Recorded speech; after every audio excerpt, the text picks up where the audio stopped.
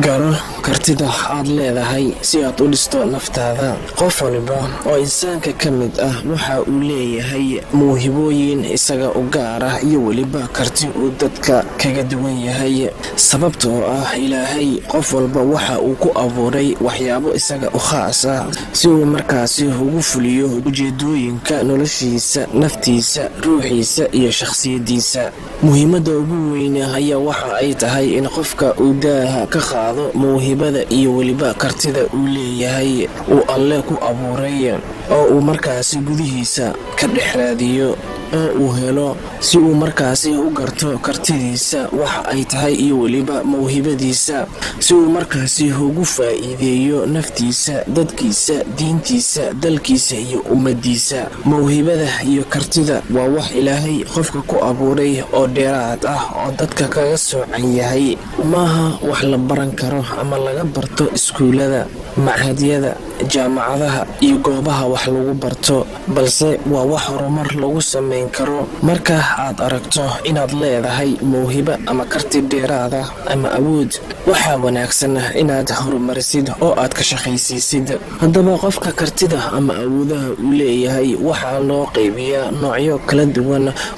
Awoodda caqliga waa mid ka mid ah sifooyinka uu qofka kaga soocan yahay dadka kale, waana mid ka mid ah hubka ugu muhiimsan ee nolosha qofka, waxaana lagama maarmaan ah in qofka uu gacanta ku dhigo awoodan uu kaga soocan yahay dadka kale. Sidoo kale waxaa jira awoodo kale oo badan oo qofka leeyahay oo ka mid ah awoodda fikirka, aragtida fog iyo weliba xigmadda. Awoodda qaadashada go'aamada muhiimka ah. Awoodan go'aan qaadashada oo muhiimka ah ayaa waxa ay tahay mid dadka oo dhan ay u wada baahan yihiin. Awoodda kale ee meesha taalo ayaa waxa ay tahay awood ijtimaaci. Awood ijtimaaci waxaan ula jeednaa in ay tahay awoodda uu qofka uu kula xiriiri karo mujtamaca intiisa kale si uu markaasi ugu dhowaado dadka dana wadaaga ay yihiin, mucaamaladoodana uu wanaajiyo. Qof walbana waxa uu leeyahay qaab fikir ka duwan midka kale. Mid walba waxaa laga doonayaa inaad kula dhaqantid caqligiisa inta uu la eg yahay iyo weliba qaab fikirkiisa heerka uu gaarsiisan yahay. Waxaa jirta iyadana karti ama awood thaqaafadeed. Waa awoodda sidoo kale dadka ay ku kala duwan yihiin, gaar ahaan qaabka hadalka iyo qoraalka. Qofka marka uu qofka kale la hadlayo ama uu dad la hadlayo waxa uu adeegsadaa hadallo markaasi qofka aad ugu riyaaqa dhigaha iyo qalbiyada dadkana soo jiita. Hadal walbana waxa uu dhigaa booskiisa, sidaasi si la mid ah qoraalkana marka uu sameynayo waa mid dadka oo dhan soo wada jiita. Haddaba waxaa jirta awood markaasi u baahan in laga shaqeeyo si markaasi qofka u noqdo mid diyaar u ah inuu waajaho loolamada iyo weliba caqabadaha nolosha ka buuxa. Waxaana ka mid ah samirka. Marka laga hadlayo samirka, waa arrimaha muhiimka ah ee u baahan in qofka noloshiisa inuu ku dabaqo si uu markaasi ujeedkiisa iyo muraadkiisa u gaaro. Waayo qof aan samir lahaynin ma gaaro ujeedkiisa iyo muraadkiisa toona. Qofkana waxaa laga doonayaa inuu naftiisa ag dhigo oo uu ku naaloodo samir joogto ah waxyaabaha markaasi uu doonayo inuu xaqiijiyo. Samirka sababtiisa waxaa hubaal ah waxa aad doonaysid inaad gaaraysid, hase yeeshee haddii uu degdeg uu kugu jiro oo dulqaadkaagana yar yahay, noloshaadana waxaad gaarayso ma jirto, waxaad guula ka gaaraysana ma jiraanayso. Ee ku dadaala inaad ka shaqayso sidii aad samir ku yeelan lahayd. Sidoo kale waxaa la doonayaa inaad horumarisid quwadda aad leedahay. Kadib markii insaanku uu samir la yimaado si uu markaasi u gaaro hadafkiisa iyo muraadkiisa, waxaa haddana lagama maarmaan ah inuu la yimaado quwad uu markaasi ku fuliyo waxa uu u samray. Waana mid ah in badan laysku dhaafay. Qofka haddii uu daciif yahay waxaa hubaal ah inuu wax badan waayayo, fashal badanna ku yimaado noloshiisa. Balse haddii aad isku hesho quwad iyo adkaysi ama samir, waxaa hubaal ah wax walba oo dhib ah oo kaa hor yimaada inaad ka gudbaysid. midda kale oo lagaa doonayo inaad kor u qaadid ayaa waxa ay tahay cilmigaaga. wax walba oo adduunyadani waxa uu u baahan yahay cilmi. wax kasta oo hadafkaaga yahay oo isla markaana rabtid inaad xaqiijiso waxa uu u baahan yahay cilmi, waana lagama maarmaan midaasi. sababta oo ah cilmiga waa ka wanaagsan yahay lacagta. cilmiga adiga ayuu ku ilaaliyaa, lacagtase adiga ayaa ilaalinaya. qofka jaahilka ah naftiisa waxa uu ku sameeyaa waxaan cadowgiisa ku samayn karin. arrinta kale oo lagaa doonayo inaad kor u qaadid ayaa waxa ay tahay inaad la timaadid shaqo iyo dadaal. marka uu qofka uu qaato cilmi markaasi waxtar u leh noloshiisa, samir iyo awood joogta ahna la yimaado, haddana waxa uu u baahan yahay inuu la yimaado dadaal joogta ah iyo shaqo aan kala joogsi lahaynin. balse haddii aan shaqo jirin oo aan dadaal jirin, keliya hadaf la doonayo in la gaaro, hadal iyo rajooyinna lagu gaaro oo markaasi dhammaad lahaynin, qofka meeshii 90kii uu joogay ayuu haddana 2020 uu joogayaa. cimrigiisana waxa uu ku dhammaysanayaa rajooyin iyo tamaniyaad iyo waxyaabo keliya niyadda laga rabo. hase yeeshee dadaal la-aan iyo shaqo la-aan wax ku imaanaya ma jirto ee qofka waxa wanaagsan oo waajib ah inuu fadhiga ka kaco. marka uu qofka intaasi uu la yimaado waxa uu awood u yeelanayaa inuu qabto oo uu fuliyo wixii markaasi isagu uu doonayay. intaasi oo aan ka soo sheekaynay marka uu qofka la yimaado waxa uuna noqonayaa qof awood u leh inuu qabsado howlihiisa waxay doonaan ha ahaadeen. kartida keliya maaha inaad ka shaqaysiisid, waxa aad doontidna aad fulisid. sidoo kale waxaa laga doonayaa shakhsiyad iyo weliba arrimo laga doonayo qofka inuu ka fogaado, waxaana ka mid ah carada ama xanaaqa.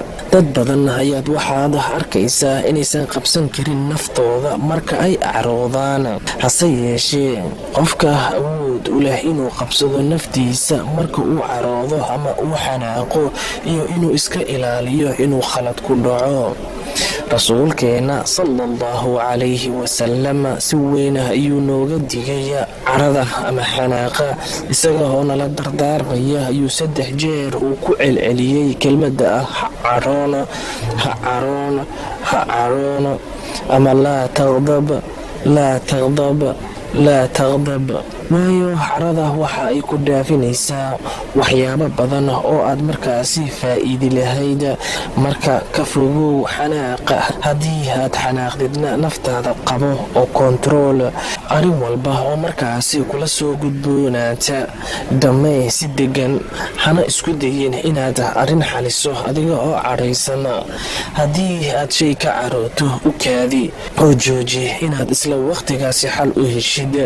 jooji inaad ku dhex jirtid waxaad ka carootay, kana tag meesha aad ku carootay, dabadeedna ku soo laabo mar kale oo carada ba'day meeshana ka baxday. sidaasi ayaadna guul ku gaaraysaa. sidoo kale waxyaabaha laga doonayo inaad ka fogaatid ayaa waxa ay tahay waxyaabaha ay naftu jeceshahay ama waxa loo yaqaano shahawaadka. qofka waxa uu halis ugu jiraa goor walba in ay hogaamiso waxyaabaha naftiisu ay jeceshahay ama shahawaadkiisa. haddii uu qofka awood u lahaynin inuu ka takhaluso arrintani waxa uu awood u yeelanayo ma jirto, waxa uuna ku horjabayaa naftiisa horteeda. qofkii naftiisa ku horjabana inuu dad wax taro iska daaya ee tiisa xitaa wax uma tari karayo. marka qofka waa inuu kontaroolaa shahawooyinkiisa, waa inuu kontarooli karaa waxa uu dareemayo. balse haddii uu dareenkaaga ku kontaroolo waxaad tahay qof khasaaro ku sugan. in badan oo dadka ka mid ah waxaad arkaysaa inay labalabeeyaan, qalbiyadoodana isrogrogo, noloshoodana hadba nooc isku bedesho.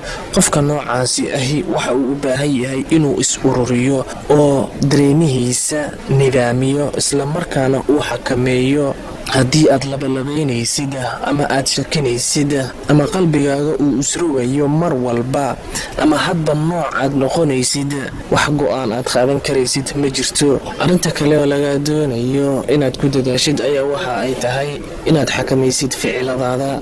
qof kale awood wax ku xakameeyo waa qof caaqil ah, umana dhaqmo qaab ka duwan shakhsiyadiisa. waxa uuna awood buuxda u leeyahay inuu koontaroolo oo uu xakameeyo ficilada uu samaynayo, inuu maamulo afkaarihiisa, dirsina uu ka qaato tijaabooyinkii uu soo maray. qofkaasi waxa uu awood u leeyahay inuu isbedel la yimaado, una diyaaryahay inuu isbedel cusub ka sameeyo noloshiisa. haddaba sidee ayuu qofka ku dhisi karaa awoodihiisa? marka ugu horeysa waa inaad heshaa daatadaada ama naftaada.